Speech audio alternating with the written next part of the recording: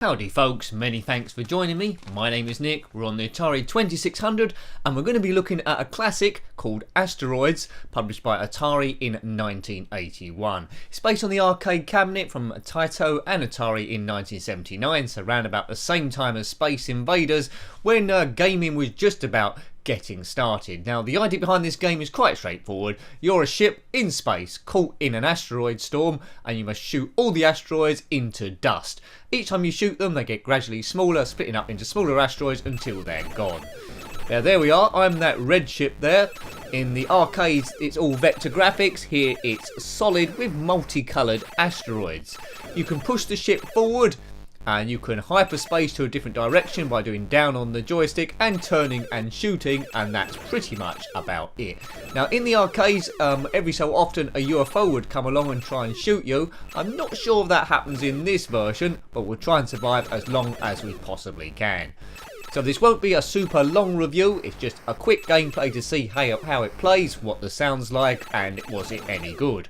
Did you have this one back in the day? Let me know. Very early 80s, so a very early game. One of the earliest ones we have reviewed. Hooray! Right, okay. Now I played lots and lots of different versions of this, mainly on the ZX Spectrum. Some are a lot better than others, but this one doesn't seem too bad. It's got this like Jaws in the background. That's the technical term. Asteroids are a bit flickery, but I'll let that go for the time. Oops, right, let's thrust out the way there. So it's learning when to thrust and when not. So this is a lot more colourful than the arcade version, which you had a white ship and vector asteroids. I do believe there's a future version of this, or a hacked version, where it's trying to emulate the asteroids, but I think I prefer the solid colour version on this one at least. 3 lives left, you can see the number 3 on the top right. So you could get absorbed into this one, it will suck you in, the sounds will gradually get you. As a kid I probably would have played this quite a bit, it would have been good to have a home conversion of this from the arcade. So what it's attempting to do is doing pretty well. The game goes on forever, more and more asteroids I think, or they get maybe slightly quicker. But that's about it. So 1979. So if you went into an arcade round about that time, the big ones would have been, Pac-Man wasn't around then, that was in 1980s. Big ones would have been Space Invaders, Galaxian was around shortly afterwards, and Asteroids. Let's just concentrate. So this is what it's like in space if you're trying to shoot big asteroids out the way, but probably better to take a different path if you're just going up the shops. So you've got to keep an eye out what's coming towards you. If you hit an asteroid, the ship will explode into its component parts, which is never good. It's never good. Love the sounds on this. I keep thinking Jaws is going to turn up, the shark. The sound must have been influenced from that film. When was Jaws? Was that 1975? Jaws? Did I say Jaws or George? I meant Jaws. 1975. So it gets easier the least asteroids there are about. So we've got like 3 tiny fragments to destroy. As soon as we've done that, new ones will appear.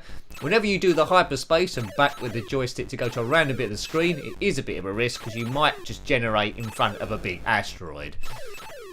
Get points for each one we shoot. There we go. So we're back again. No UFOs have turned up this time, so I'm presuming that they don't. If in fact they do and there's a different setting I should use, let me know about that too, because asteroids definitely need your UFO to occasionally turn up. Kaboom! But it isn't called UFOs, is it? It's called asteroids. What's the difference between an asteroid and a meteor? I think a meteor is when it actually enters the Earth's atmosphere, or whatever planet you're on at the time. But either way, if one hits you, it's game over. There's no use arguing whether it was an asteroid or a meteor then, because you're flat. Flat as a pancake. How far we're going to get on this, I don't know.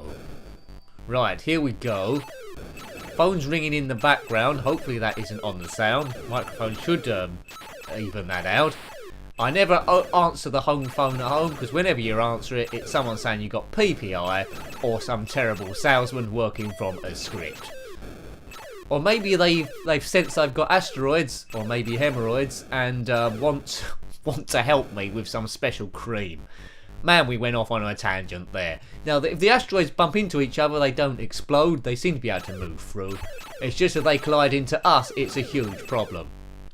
The best asteroid field I ever saw, which you might be similar in a film, is Han Solo in Empire Strikes Back going for that asteroid field to try and escape the Imperial fleet. But they went there and kept bombing it, and Han Solo, as you know, went hid in an asteroid, but it turns out they was hiding in the gullet of a big space worm. We've all done that in our times, haven't we? Schoolboy error.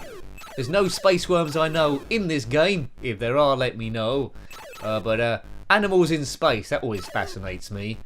I think there was an animal in Star Trek The Next Generation called Tin Man as well. But you can't beat going into a bit of sci-fi revelry, and that's what you need in games like this. A kid's imagination will always add more to the game than is actually there. So you might have a bit of extra experience, and it's a link to memories as well. I think this will be my last go. There's not too much gameplay I can show you to go on for hours and hours and hours and hours and hours. But well worth picking up, I think, for a historic point of view. If you can get it cheap enough as a cartridge, if you own the real hardware, or emulation, if you can find the ROMs, which is trickier and trickier. But very old, this one. Very old indeed. Yeah, 1981. So getting on for 40 years at time of recording. 40 years, man. We've come a long way since then, haven't we? What's your favourite space shooter on the Atari 2600? We've tackled a few. Beam Rider, Missile Command, Galaxian Space Invaders, and I'm sure we'll hit a few more as time goes on. There's a few bad games to cover as well, which eventually led to the computer games crash. Most notably E.T., which I'm very worried when we come to that one. Yesterday we reviewed Pac-Man, which was a terrible conversion. They produced 12 million copies of that and sold 7 million, and I think a lot of them ended up in landfill. And as I say, it was a very bad conversion. So check out that review if you haven't already. No, the shark still isn't turning up in a UFO or anything like that. 2 asteroids to destroy, and then we're there. Right, one left. Don't. Oh, see? You can thrust into an asteroid once they're generated, but they're a bit smaller this time. So there's orange, brown, blue, purple. Also got hit on the backwater. 1 life left. Be careful, Nick. Where have I teleported to now? Is that game over? It's game over. I got destroyed without realising. Well, there we go. Hope you liked having a look at that one. That was Asteroids on the Atari 2600, published in 1981 by Atari and based on the arcade cabinet by Atari and Taito in 1979. Got any comments about this game, your memories, or any similar games? Then please put those in the comment section below. Always more than welcome. Creates a bit of entertainment, a bit of activity on the channel, so that's always good. Huge thank you to everyone that's subscribed so far and helping the channel move forward. It really is appreciated. If you want to help a bit more, there's patreon.com/njenkin. Every bit really does help, and for those people that are patrons, if you want to shout out each month for projects you're doing or any websites you run, then you only need to ask, which is you're more than welcome. Until next time, take great care of yourself and a very fond goodbye. Goodbye.